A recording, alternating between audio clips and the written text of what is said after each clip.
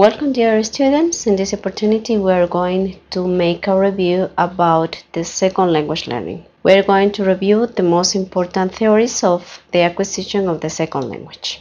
We are going to explain the three theories about the second language. We are going to start with the behaviorist perspective. The behaviorist perspective, as in the first language, consists of learners imitating what they hear and develop habits in the foreign language by routine practice. In this view, the learners are taught to relate what they know of their first language to what they recognize in the second language.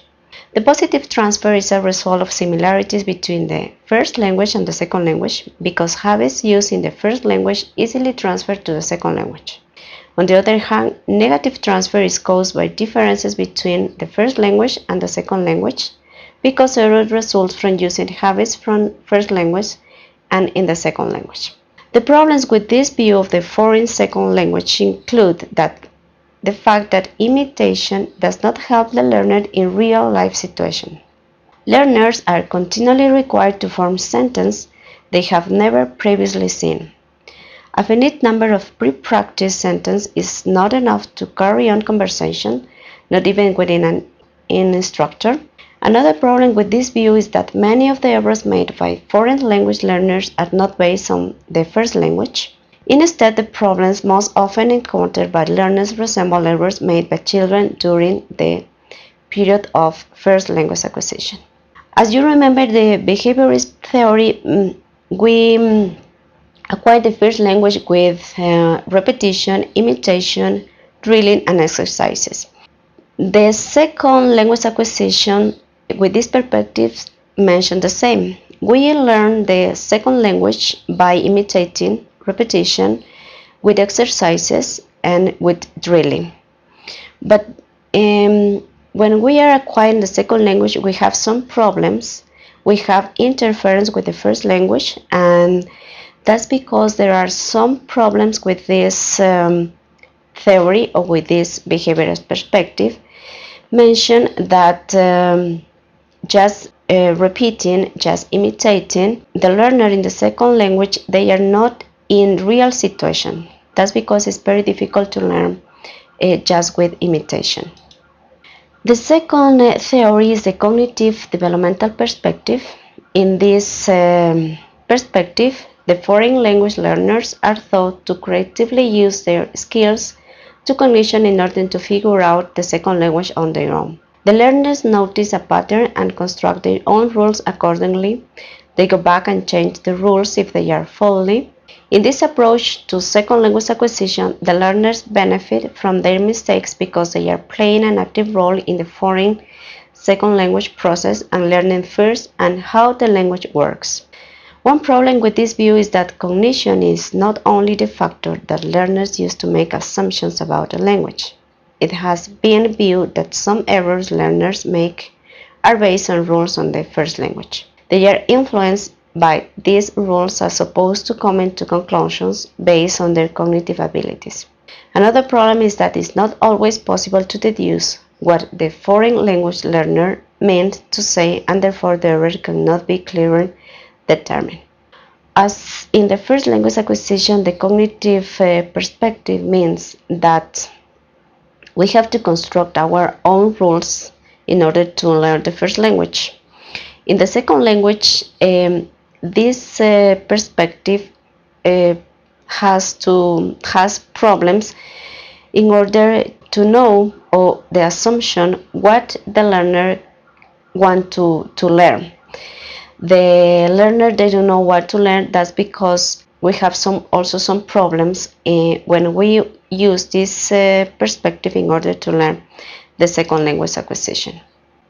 In order to review the information processing theory, this theory mentioned that information processing model of human learning and performance sees second language acquisition as the building up of knowledge that they can eventually be called on automatically for speaking and understanding.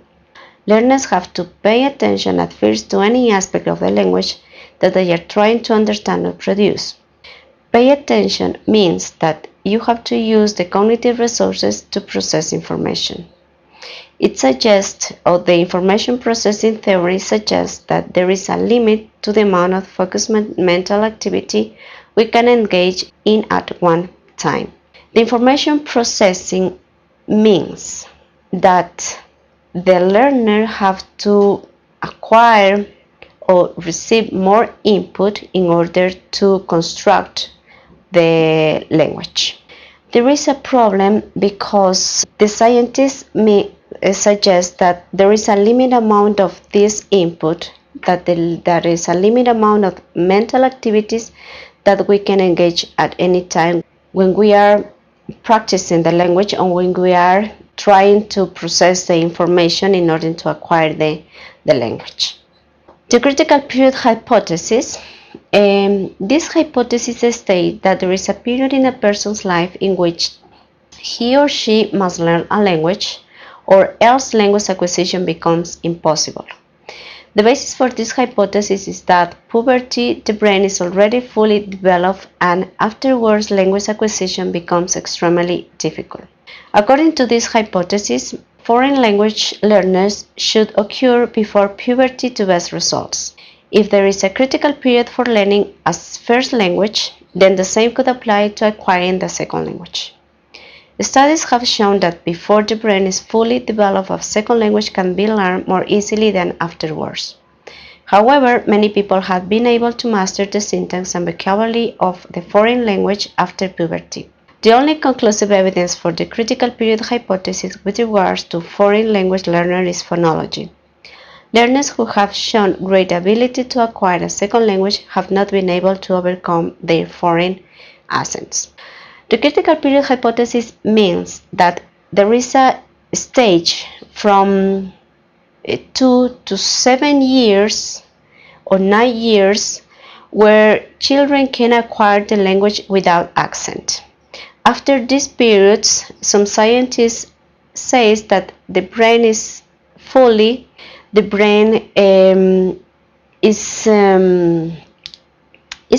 and it is more difficult to acquire the second language. Some children can learn the second language, but they have acquired some accents of the second language.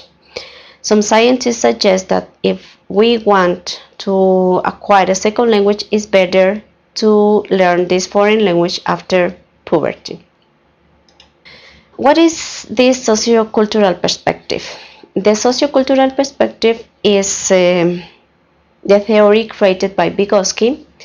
He assumes that the cognitive development, including language development, arises as a result of social interactions. Primary among these interactions are those between individuals. Learning is thought to occur when an individual interacts with an interlocutor within his or her zone of proximal development, that is, in a situation in which the learner is capable of performing at a higher level because there is support from an interlocutor. The zone of proximal development is a metaphorical location of site in which learners co-construct knowledge in collaboration with an interlocutor. The emphasis of this zone of proximal development is on development and how learners co-construct knowledge based on their interaction with their interlocutor or in a private speech.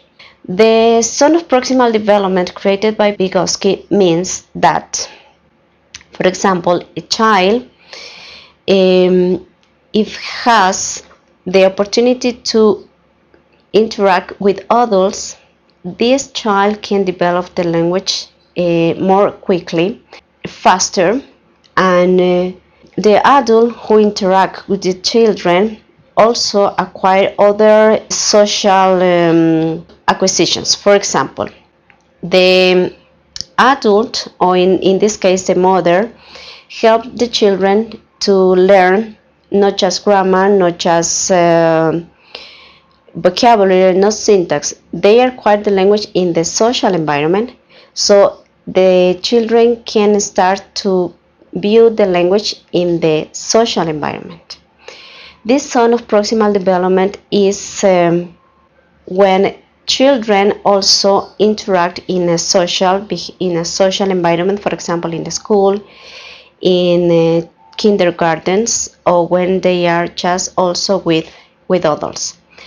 The interact with other permits that the children can acquire the language in easily, quickly, and the language itself. Thank you very much.